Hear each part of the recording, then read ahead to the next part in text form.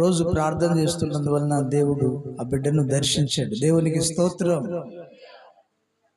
ఎంతగా దర్శించాడంటే ఆయనే వచ్చి కనిపించేంతగా దర్శించాడు.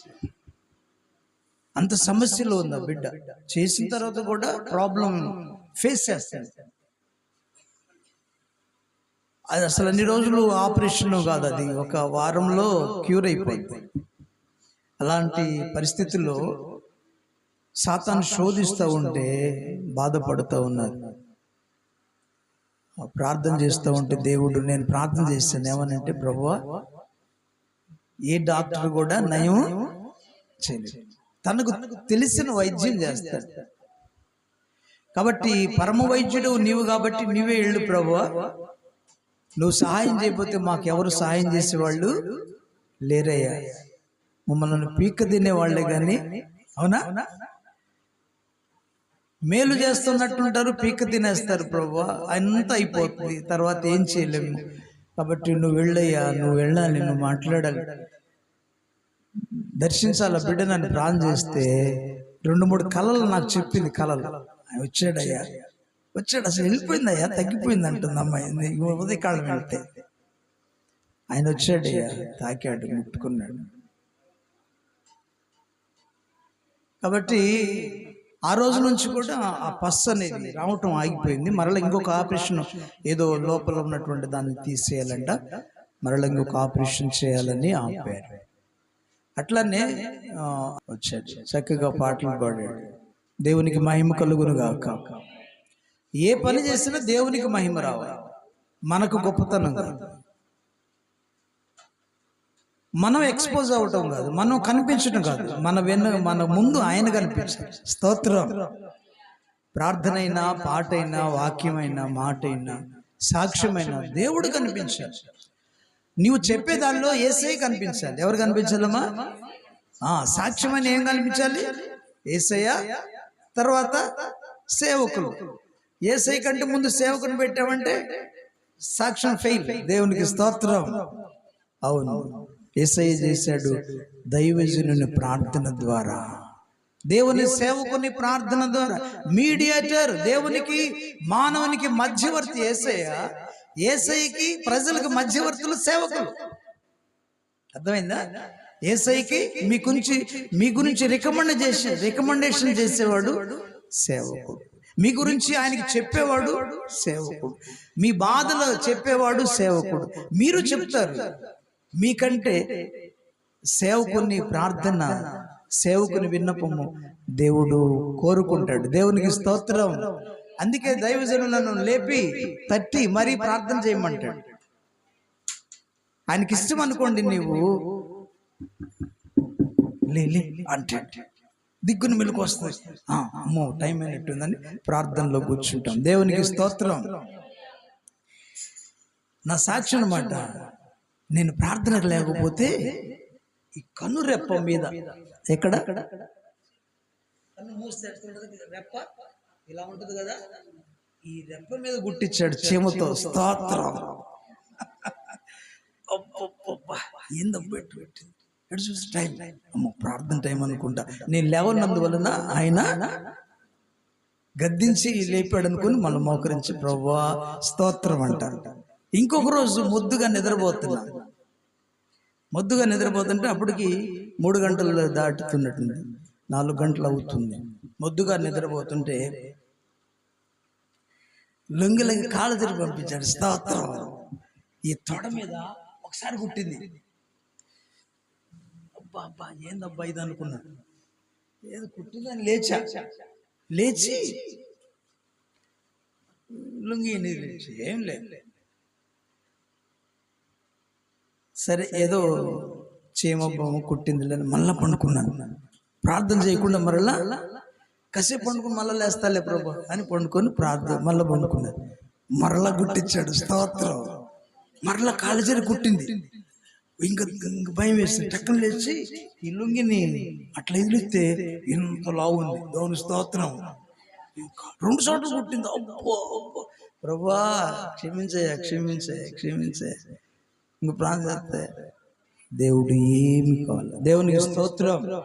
2 చోట్ల కుట్టినా బలమైందైనా నాకే ఆపద కల అంటే ఆయనకి ఇష్టమైతే నువ్వు లేవలేదనుకో కదా, ఏమైనా చేసి నిన్ను లేపుతాడు ప్రార్థనకి. కుమార్తె, నువ్వు లేచి ప్రార్థించి, నీ ప్రార్థన నాకు ఇష్టం. దేవునికి స్తోత్రం.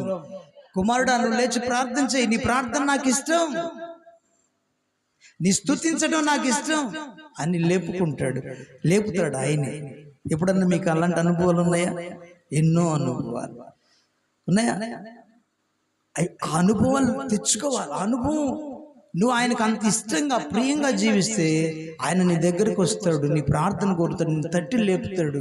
నువ్వు నిద్రపోతుంటే, ఇంకా నీ సమస్యలు రాబోతుంటే తట్టి లేపి ప్రార్థన చేయమంటాడు.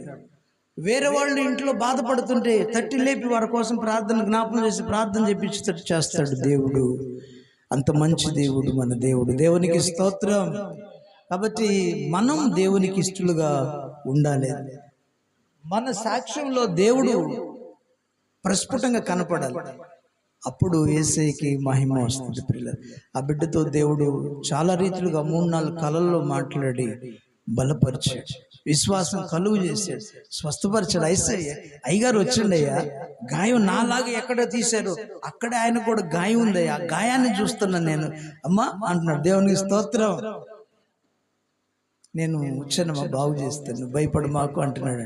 ఆ తర్వాత 2 దేవదూతలు నిద్ర రావట్లేదంట. ఇన్ని రోజుల నుంచి, చాలా రోజుల నుంచి కళ్ళు మూసుకుంటే ఏదో కనపడుతుంది, భయం వచ్చేస్తుంది.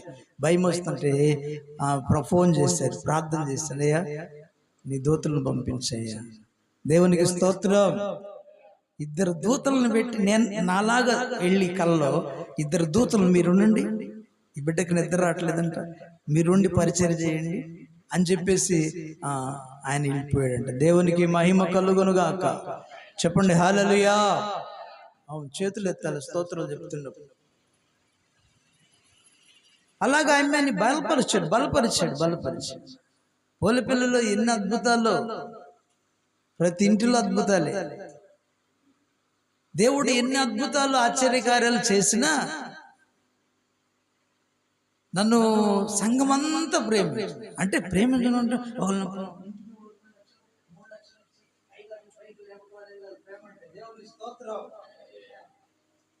సేవకుడు అంటే అభిమానం, వస్తుంటే అభిమానం. నాకు మొదటి ఇల్లు అయితే మీకు తెలియదు కానీ సంఘం నన్ను చూసి భయపడేది. అయ్యగారు వస్తున్నాడు. దేవునికి స్తోత్రం. అంతగా పిల్లలు నన్ను బాగా సంఘమంతా ప్రేమించి, ఒక్కళ్ళుగా మన చర్చికి రాకుండా వేరే చర్చికి అయ్యగారు వందనాలు, ఇక్కడికి వచ్చి ప్రార్థన చేయ అనేవాళ్ళు. దేవునికి స్తోత్రం. అసలు మన పాస్టర్ గారే మనకి గిట్టదు, వేరే పాస్టర్ గారు వందనాలు చెబుతావా, మనం చెప్తావా? మరి మా పోలి వాళ్ళందరూ నేను వస్తున్నా, నేను పాలు తీసుకొచ్చి మరలి అయ్యగారు తాగయ్య కానుక పెట్టి ప్రార్థించుకుని పోయేవాడు. వేరే చర్చి, వేరే సంఘానికి వెళ్ళేవాడు. అంతగా ప్రేమించేవాళ్ళు, అంతగా అభిమానించేవాళ్ళు. నాకైతే అక్కడ ఏమి లేకపోయినా వాళ్ళ ప్రేమను బట్టి అయినా నేను ఉండేవాడు. ప్రార్థనకి ఆడపిల్లలు బాగా వచ్చేవాళ్ళు, ప్రార్థన చేసేవాళ్ళు, మొరపెట్టేవాళ్ళు. ఒక 20-30 మంది బాప్తీసాలు ఇచ్చాం. వాళ్ళందరూ కూడా బాగా ఫలిస్తూ ఉండేవాళ్ళు. సడన్ గా దేవుడు ఆగిపోమన్నాడు. స్తోత్రం. ఏమన్నాడు చెప్పండి ఏమన్నాడంట? నేను సంఘానికి ఆయన ఆగిపోమంటే, అంటే దేవుడు మాట్లాడే దైవజనులు కావాలి, దేవుడు మాట్లాడే విశ్వాసం కావాలి.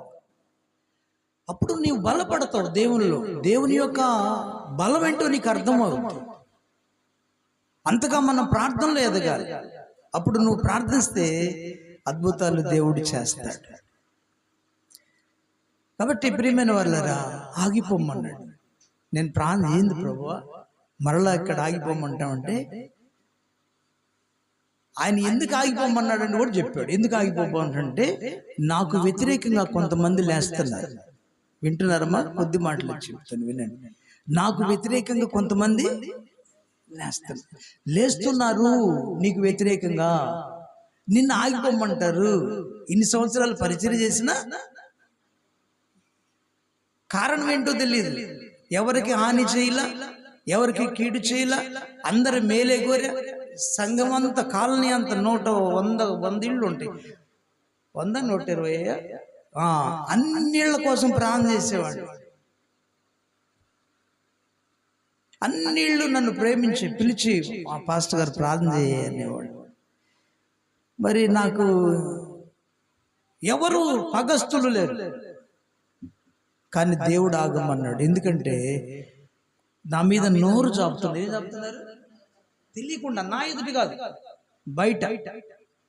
ఆయన నాకు పార్టీ ఇట్లా అన్నిటి అట్లా నోరు చాపేస్తాయి. నోరు చాపిన తర్వాత దేవుడు ఒక విషయం నేను చెప్పే సాక్ష్యం ఏంటంటే, నా మీద ఎవరు సనుక్కున్నా, స్తోత్రం, నా మీద ఎవరు గొనుక్కున్నా, నా పక్షాన ఆయన వ్యాజ్యం ఆడుతున్నాడు.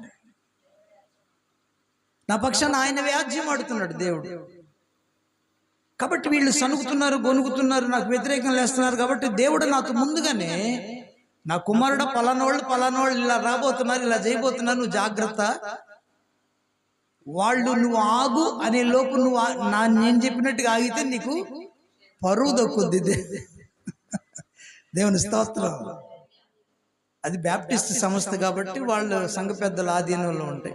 సరే, కాబట్టి నువ్వు ఆగిపో అన్నాడు. ఏం చేయాలమ్మా? ఆగిపోవాలన్నా? నేను సంఘము యొక్క ప్రేమని కట్టుబడిపోయాను. సంఘములో నా మీద ఉన్నటువంటి అభిమానానికి ఇంకొక చోట ఇంకొక వచనం ఏంటంటే, ఇంకొక విషయం, నువ్వు ఆగు అన్నాడు. నీకు అవమానం రాకుండానే ఆగిపోమన్నాడు దేవుడు. నేను సంఘం యొక్క పోలిపిల్ల సంఘం నన్ను అంతగా ప్రేమించింది. పాస్టరమ్మగా స్తోత్రం, పెంచేది యేసయ్య అనుకున్నాను నేను. అలాగే నన్ను అంతగా అభిమానించిన సంఘం, నేను ఒక్కడిని పోరాటం. సరే, పిల్లలు ప్రార్థన చేసేవాళ్ళు, నావమ్మ, అంజమ్మ, ఇంకా పిల్లలందరూ ప్రార్థన, మరి అన్నమ్మ బాగా ప్రార్థన చేసే పిల్లలు, బాగా గంటల తర మోకాళ్ళు మీద ప్రార్థన చేసేవారు. సపోర్ట్ దేవుడిచ్చాడు, అలా జరిగిపోయి. కాబట్టి ప్రియమైన వాళ్ళరా, నేను దేవుణ్ణి అడిగాను, ఇంకా మరలా ఆగితే ఎట్లయ్యా అనుకున్నాను. ఒకటి అడిగాను. రెండవది అన్నాను, వినండి అంటే దేవుడు సరే నీ ఇష్టం అన్నాడు. ఆ తర్వాత సంఘం నన్ను బాగా ప్రేమిస్తుంది ప్రభువా అనుకున్నాను. వీళ్ళు ఇప్పుడు నేను ఆగుతాను, నేను వెళ్ళిపోతున్నానంటే వీళ్ళు నన్ను పోనివ్వరు. స్తోత్రం చెప్పండి, హల్లెలూయా. ఏంటంట, సంఘం పిల్లలకు ఉన్న అభిమానం, నేను వెళ్తున్నానంటే వెళ్ళనివ్వరు. అందుకని వీళ్ళకి చెప్పకుండానే ముందు సంఘంలో అనౌన్స్ చేసేవాడిని, నా టైం అయిపోయిందమ్మా ప్రార్థన చేసుకోండి అని చెప్పేవాడు. వాళ్ళకి అర్థం కాదు. ఇంక చెప్పకుండానే ఒక రోజున కట్టెక్కన ఆగిపోయా. ఎప్పటికీ సంవత్సరంన్నర దేవుడు చెప్పిన తర్వాత సంవత్సరంన్నర టైం వేస్ట్ చేసేది. సంవత్సరంన్నర వేస్ట్ చేశాను అంటే సంవత్సరంన్నర సేవ ఇంకా చేశాను దేవుడు చెప్పిన తర్వాత కూడా. అలా ఉండకూడదు. దేవుడు చెప్పినప్పుడే మానుకోవాలి, వెంటనే మానుకోవాలి. దేవుని యొక్క మాట వెంటనే వినాలి. దేవుడు చెప్పిన ఏ మాట అయినా మనం వినాలి, వెంటనే అనుసరించి నడుచుకోవాలి. అబ్రహాం గారికి దేవుడు చెప్పాడు అంటే, అబ్రహమా, అన్యుడైన అబ్రహాం అంటే విగ్రహారం చేసుకుని మనలాగా ఆ పూజలు చేసుకున్నట్టు అబ్రహాముతో దేవుడు అంట మాట్లాడాడు. అన్యుడితో దేవుడు మాట్లాడాడు. అబ్రహమా, నేను చూపించే దేశానికి వెళ్ళు, నిన్ను గొప్ప జనంగా చేస్తారు, నిన్ను శపించే వారిని శపిస్తాను, నిన్ను దీవించే వాళ్ళని దీవిస్తాను, సమస్త వంశములు నీ యందు ఆశీర్వదించబడతాయి అబ్రహమా అని చెప్పేసి అన్నాడు. అయితే ఏం చేయాలి? నువ్వు నీ తండ్రి ఇంటిని, నీ దేశమును, నీ బంధువులను విడిచిపెట్టి నేను చూపించే దేశానికి వెళ్ళమన్నాడంట అబ్రహాము గారిని. అసలుకి ఆశ్చర్యం ఏంటంటే, అంతకు ముందు అన్నాడు యెహోవా దేవునిని తెలిసినవాడు కాదు.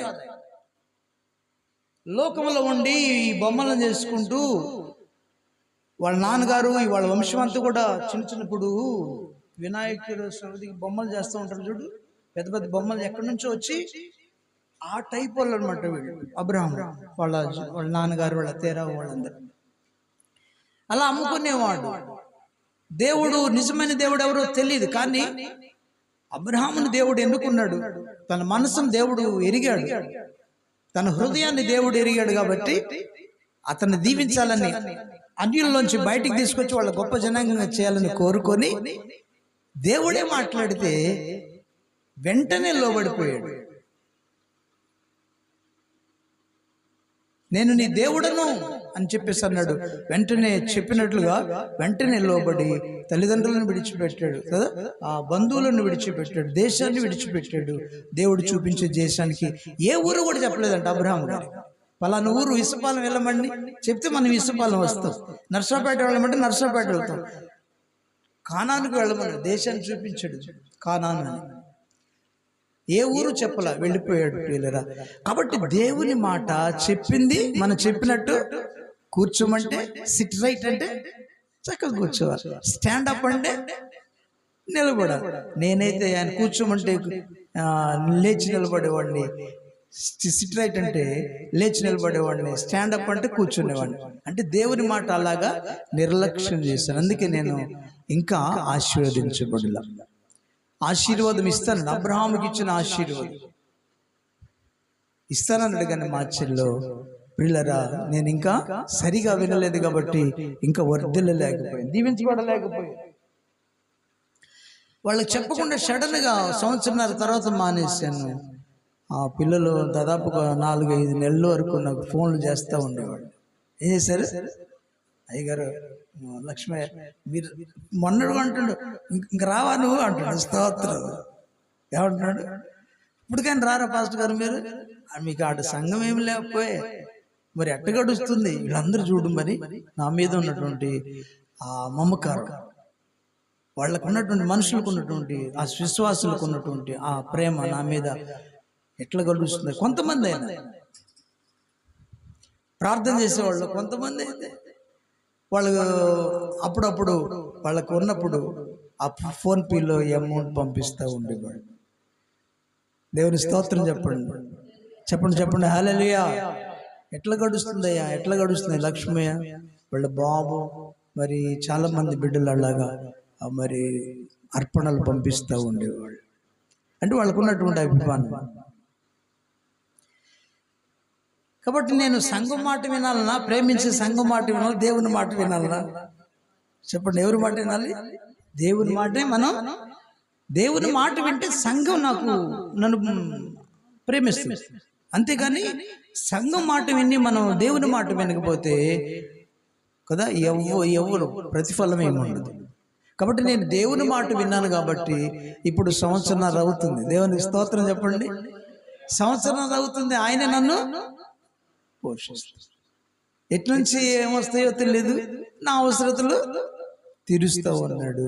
అంత గొప్ప దేవుడు, అంత శ్రద్ధ కలిగిన దేవుడు నీ దేవుడు. ఎంత శ్రద్ధ కలిగిన దేవుడు. కెరేతు వాగు నీళ్లు ఎండిపోతున్నాయంట, వర్షం లేక 3.5 సంవత్సరాలు. అయ్యో నా కుమారుడు నీళ్లు తాగడానికి నీళ్లు లేవని చెప్పేసి ఏలే గారిని ఆయన ముందుగా చూశాడంట. నీళ్లు ఎండిపోతున్నాయి, వర్షం లేక 3 సంవత్సరాలు, నా కుమారుడు ఏం తాగుతాడు ఇక్కడ, ఏం తింటాడు అని చెప్పేసి అప్పుడు శ్రద్ధగా దేవుడు ఏలే గారు వచ్చి, నువ్వు సారిపేతు విధవరాలు ఇంటికి వెళ్ళు, అక్కడికి వెళ్ళు, నేను ఆమెకు ఆజ్ఞిస్తాను, నేను పోషించమని. ఎంత శ్రద్ధ కల. నీళ్ళు ఎండిపోవడం చూసంట, తనకు నీళ్లు ఇక నా కుమారుడు వాటర్ తీసుకోవడానికి లేవు, ఎండిపోతున్నాయి, త్రాగటానికి ఏమి లేవు కాబట్టి ముందుగానే మార్గాన్ని సిద్ధపరిచిన వాడు. ఎంత శ్రద్ధ కలిగిన దేవుడు. నీ ఇంటిలో కూడా ఏమి ఎండిపోతున్నా, స్తోత్రం. బియ్యం లేకపోయినా, ఆరోగ్యం లేకపోయినా, పిల్లలు వినకపోయినా కదా, ఏ అనారోగ్యం, ఏ సమస్య అయినా నిన్ను దాడి చేస్తుంటే దానికంటే ముందు ఎరిగిన వాడు మన దేవుడు, చూస్తున్నవాడు మన దేవుడు. ఆయన చూసి నీ మీద శ్రద్ధగా ఆయన ముందుగానే ప్రణాళికను సిద్ధపరుస్తాడు నీ కోసం, నా కోసం. దేవునికి స్తోత్రం. ఇది 1 లక్ష రూపాయలు లోన్ పెట్టుకొని కట్టుకున్నా. ఏంటి టీవీఎస్ లోన్ పెట్టుకొని డబ్బులేమి లేవు. ఇది మేము ఉంటానికని నేను ముందుగా వేసుకున్నాను. అయితే దేవుడు ఏం చేశాడంటే దీన్ని ప్రార్థన గదిగా చేసేసాడు. సరే సరే తర్వాత ప్రేయర్ పెట్టుకుందాం అనుకుంటే అద్దెకి ఇచ్చాను. ఆ బ్రదర్ ఆయన వచ్చి ప్రార్థన పెట్టుకున్నాడు. వాళ్ళు ఖాళీ చేయడానికి సంవత్సరం పట్టింది. స్తోత్రం. మాకు దొరకలేదు అయ్యగారు, మాకు దొరకలేదు అయ్యగారు అని సంవత్సరం దీని మీద ఏడ్చిపోయారట. స్తోత్రం. వామ పాటర్ గారు పోగొట్టడేసా, పాటర్ గారు పోగొట్టడేసా అని ఏడ్చి పోయారు. అంటే ఆ షాప్ నాకు తగలాలేదు. స్తోత్రం. తగులుదా? అలాంటి కాదు తగిలేది శాపాలు. కీడు చేస్తే, హాని చేస్తే అలా తగలదు. సరే మంచిది. ఆ రీతిగా మళ్ళా లేట్ అయిందనమాట. నేను సంవత్సరం లేట్ చేసేసరికి ఇంకో సంవత్సరం లేట్ అయింది. ఇప్పటికి అంటే 3 ఏళ్ళు అయింది. దేవుడు చెప్పిన తర్వాత లేట్ చేసేసరికే 3 సంవత్సరాలు గడిచింది. ఇప్పటికి చిన్న పరిచర్య చేయటానికి. ఇప్పుడు మనం దేవుని దేవాలయం ఇక్కడ స్టార్ట్ చేసుకొని ఒక 5-6 నెలలు అవుతుంది. సరే, మీరందరూ ప్రభు చేత ప్రేరేపించబడి దేవుని సన్నిధికి వస్తున్నారు. మీరందరూ దేవుడు దీవించును గాక. ఆమేన్ చెప్పండి. ఆమేన్. మీరందరూ నా కుమారుడు, నా కోడలు, మా ఆవిడేమో స్తోత్రం చేసేసాడు. లేకపోతే ఇంకొక 4 ఉండేవాళ్ళు కదా అంటే ఒకరికి ఒకరు ఉజ్జీవం, ఒక 4 ఉన్నారు అనేటువంటిది నాకు కూడా ధైర్యం. ఇప్పుడు నేను అక్కడ 100 మందిని చూసినండి, ఇక్కడ మీ 3 కూర్చున్న 4 అసలు లేవు, మీరు అసలు లేరు, నేను ఒక్కడిని. స్తోత్రం. మా పాటరమ్మా నేనే. మా పాట పాన్ చేయమంటే కాళ్ళు చాపి అయిపోయింది, పాన్ చేసి అంటారు. స్తోత్రం. ఇంకేం చెప్పండి, ఇంకేం సేవ చేయాలి నేను. స్తోత్రం నాయన. మా యేసయ్య నన్ను ఎందుకు ప్రభు ఎలా చేస్తాను అనుకునేవాడు. దేవుడు నా జీవితంలో గొప్ప స్థానం ఇస్తానన్నాడు. అబ్రహాములాగా 100 ఏళ్ళు 25 ఏళ్ళు పరీక్షించాడు. నా జీవితంలో కూడా ఆలస్యం అంట, ఆలస్యం ఇంకా ఆశీర్వాదం అంట.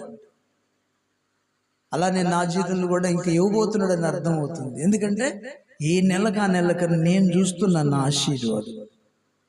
ఆయన మాట ఇక విన్నాను కాబట్టి ఇప్పుడు అసలు ఆగిపోమడానికి కారణం ఒకటేమో వాళ్ళు నీ మీదకి లేస్తున్నారు అనేది ఒకటి. రెండవదేమో నా సొంత పరిచర్య నాకు దేవుడు డెవలప్ చేయటానికి. ఇప్పుడు ప్రభు చిత్తం అయితే జోలకల్లు మాచర్లు కూడా ఇలానే చిన్నది ఏర్పాటు చేసుకుంటున్నా. అక్కడ కూడా తల 10, నాకు అక్కడ 10 మంది అక్కడ 10 మంది ఉంటే చాలు. స్తోత్రం. వారందరూ నేను కలిసి ఆరాధిస్తే చాలు, అందరం కలిసి ప్రార్థిస్తే చాలు. నా దేవునికి 1000 కోట్లాది స్తోత్రాలు. దేవునికి స్తోత్రం. మీ అనుదిన ప్రార్థనలో కూడా జ్ఞాపకం చేసుకోవాలని ప్రేమతో మనం చేస్తున్నాం. అనుదిన ప్రార్థనలో ఈ పరిచర్య కోసం, నా గురించి, ఆర్థిక వనరుల గురించి. ఈ సమయంలోనే ఎన్ని శోధనలు. మా పాస్టమ్మ పాపం నడవలేకపోయింది, కాలు తీసి కాలు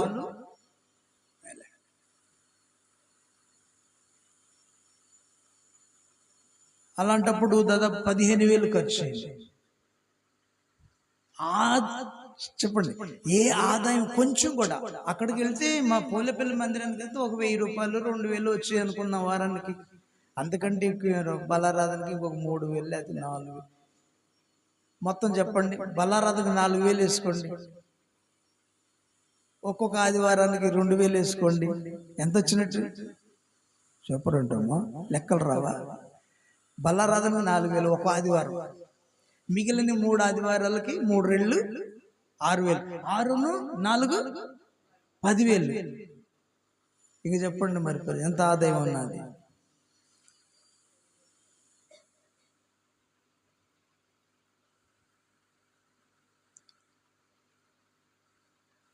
ప్రార్థన చేసుకునేవాడిని. కానుక నేను చేశాను, ప్రభా బిడ్డలు లేమిలోంచి ఇచ్చారా ఈ కానుకను, ఈ కానుకను నువ్వు మల్టిప్లై చేయి. దేవునికి స్తోత్రం.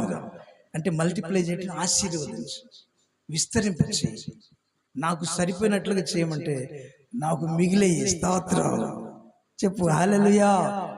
ఆయన వాటిని 5 రొట్టెలు 2 చేపలను ప్రార్థించి దేవునికి కృతజ్ఞతాస్తుతులు చెల్లించి ఆశీర్వదించి ఇచ్చినప్పుడు అవి 5,000 మంది తిన్న తర్వాత ఇంకా గంపలు నిండిన ఆశీర్వాదం నాకు ఈ 10 ఏళ్ళు.